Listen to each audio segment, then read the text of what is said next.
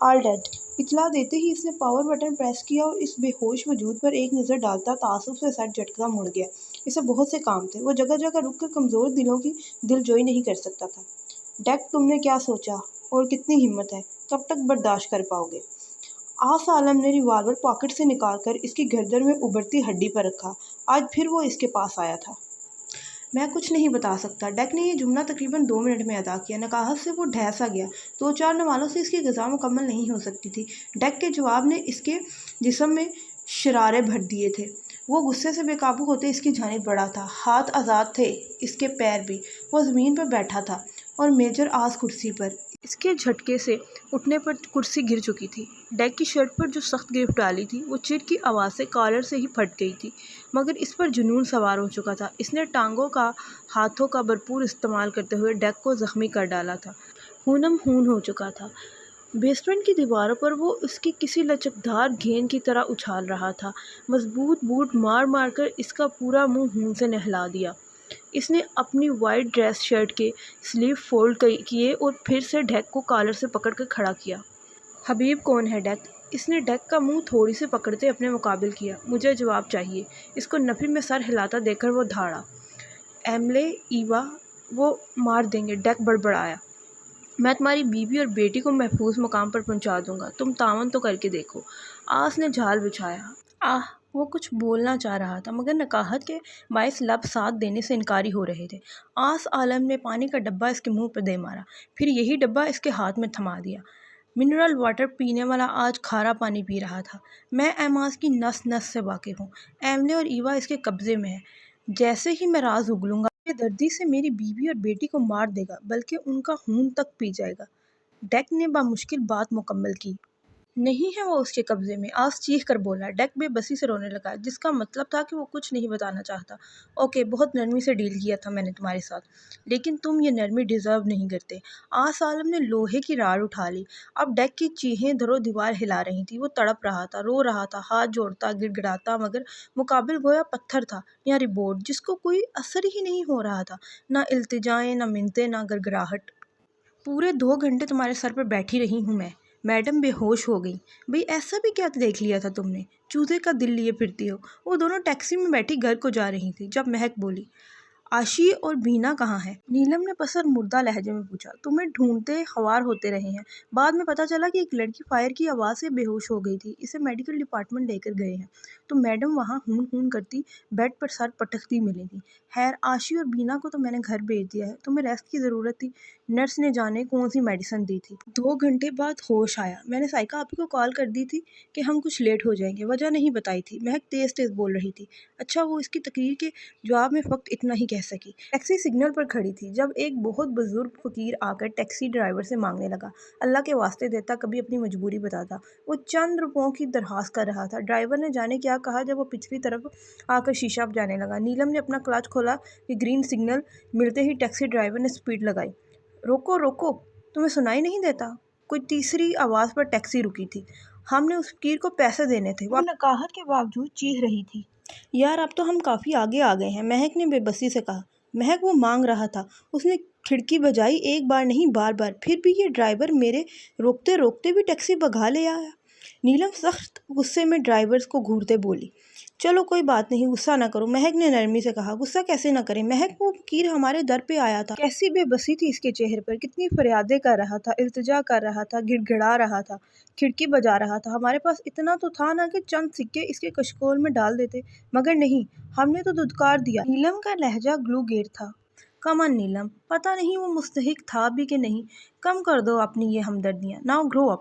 مہک اب کی بار ناگواری سے بولی۔ مستحق نہ مستحق میں نہیں جانتی مہک، مگر تم سوچو، اگر کبھی ہم نے اللہ تعالیٰ کا در کھٹکھٹایا، اور بے شک اس کے پاس لاتعداد ہے نوازنے کو، مگر جس طرح ہم نے اس فقیر کو خالی جھولی لٹا دیا، اسی طرح اگر اللہ تعالیٰ نے کبھی ہمیں ہوتے ہوئے بھی نہ دیا تو، خالی دامن تشنا لب چھوڑ دیا تو ہم کیا کریں گے؟ جانے کیوں وہ بے حد جذباتی ہو گئی تھی۔ اللہ نہ کرے، مہک نے بے اختیار کہا۔ کیا ہوا گڑیا؟ سائیکا کے دروازہ کھولتے ہی وہ تن فن کرتی اندر گھس گئی۔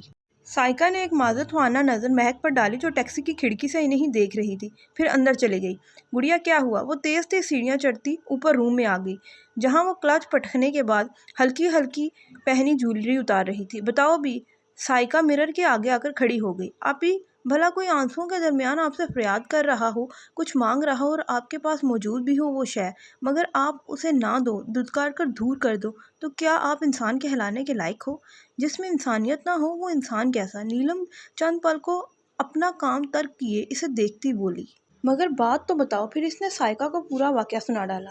डोंट वरी, बाबा अभी मस्जिद में असर पढ़ने जाएंगे, तो इनसे कह देना कि कुछ पैसे मस्जिद में डाल दें, ओके?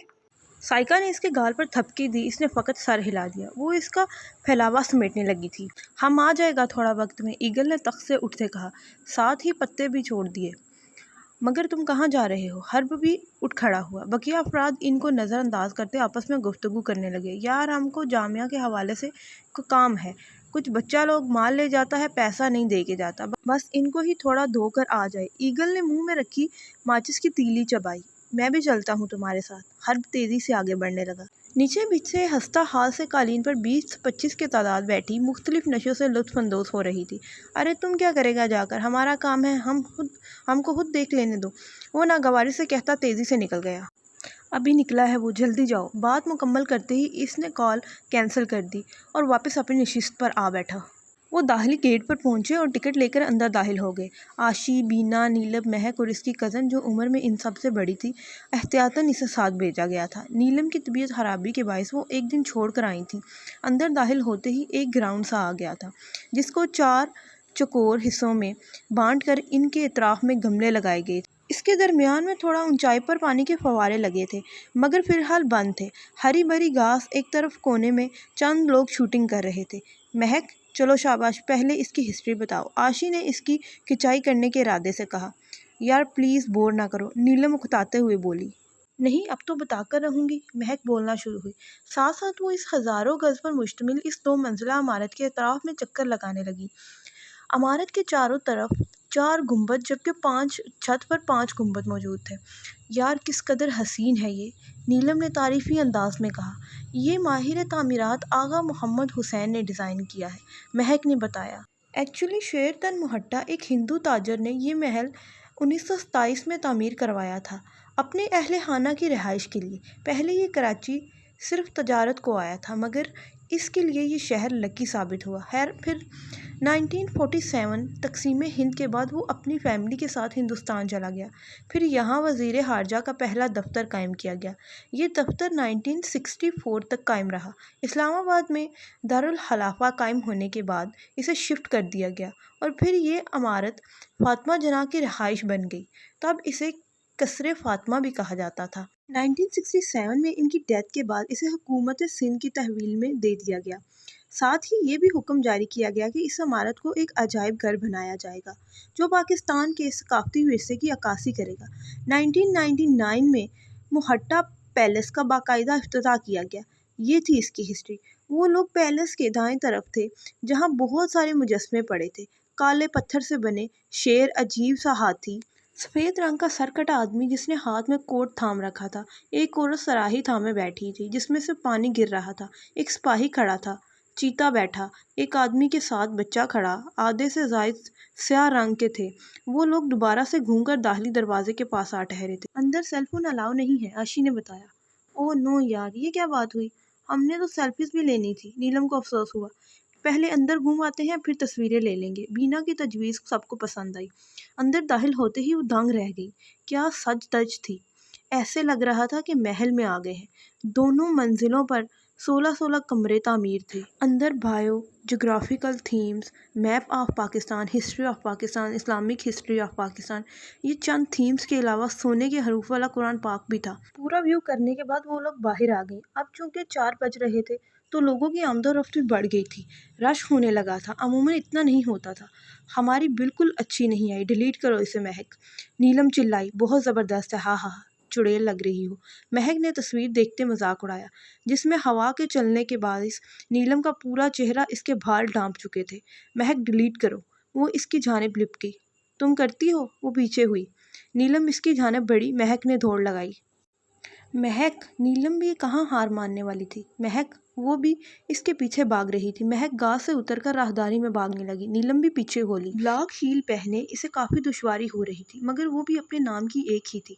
ईगल राहदारी से गुजर रहा था। जाने कितने रिक्शे बसें बदलकर वो यहाँ तक पहुंचा था। इसे पता था कि हर्ब ने कोई मुखबर छोड़ रखा है। सामने से आते तकरीबन अपने हम उम्र शख्स की जानिब देखकर इसने सर पर बंधे रुमाल को कस लिया, साथ ही दाएं कंधे को हरकत दी थी। मुकाबिल ने भी कंधे को हरकत दी और आगे बढ़ने लगा। ईगल भी इसकी जानिब ही बढ़ रहा था। गहरे रंग के कुर्ते की जेब से एक तयशुदा पर्ची निकाली। बिल्कुल पास से गुजरते वो पर्ची इस शख्स के हाथ में थमाने लगा था जब एक लड़की भागती हुई इनके बीच से गुजरने लगी। आह, किसी पहाड़ जैसे वजूद से टकराती वो घूम सी गई थी। इडियट, रास्ते में खड़े हैं। वो बड़बड़ाती हुई आंधी तूफान की तरह वापस भाग गई। ईगल ने आसपास नजर दौड़ाई। पर्ची जमीन पर कहीं नहीं थी। गमलों के पास देखा, इधर उधर, मगर जाने कहाँ चली गई थी। तुम घूम कर आओ, मैं तलाश करता हूँ, ईगल राजदारी से बोला। वो शख्स अब म्यूजियम के अंदर जाने लगा था। ऐसे पोज कर रहा था जैसे यहाँ घूमने आया है। ईगल अकाबी नज़रों से चारों ओर देखने लगा। इसे दूर से 4-5 लड़कियों का वो ग्रुप उछल कूद करता नजर आ रहा था। एक्चुअली कुछ देर पहले ये लड़की आकर हमसे टकराई थी, इसने नीलम की जानिब इशारा करते कहा। बात अभी अधूरी थी, मगर वो फौरन सेल छोड़कर चंद कदम आगे बढ़ी। टकराई थी? मतलब क्या है तुम्हारे कहने का? हम जानबूझकर तुमसे टकराए थे? दिमाग खराब है हमारा?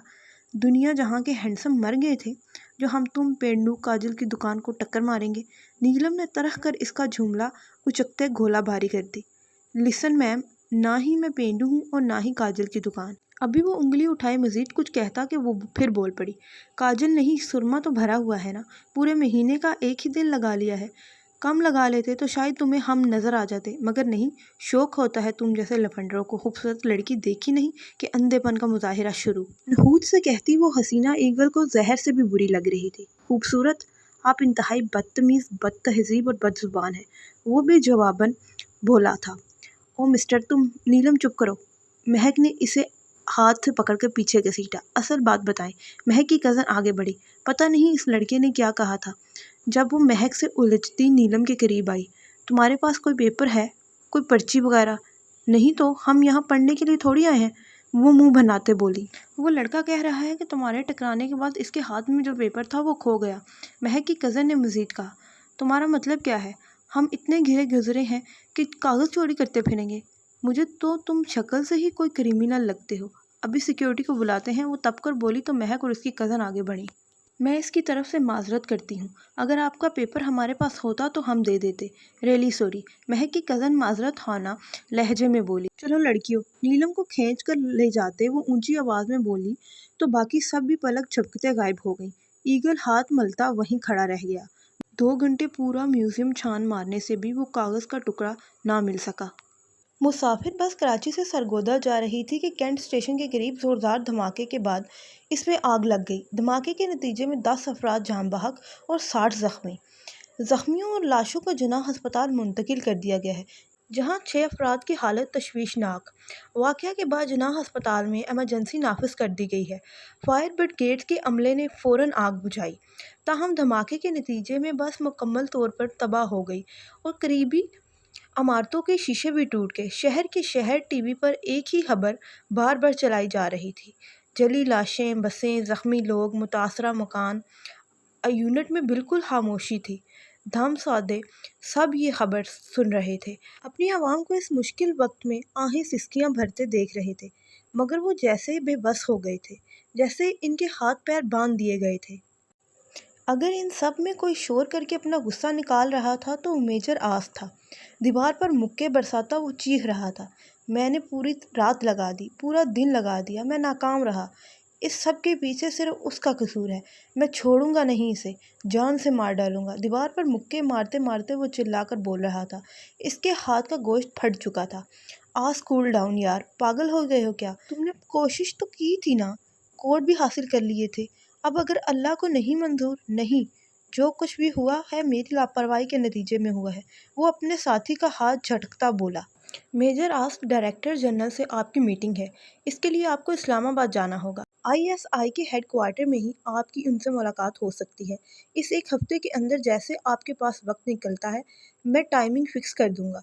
کیپٹن شاہد نے اس کے برابر بیٹھتے زخمی ہاتھ سے بہتے خون کو صاف کرتے پٹی باندھتے ساتھ ہی اطلاع دی، پہلے تو مجھے مزید تباہی ہونے سے روکنی ہے۔ احماس کے مطابق اس میں 3 کوڈز تھے۔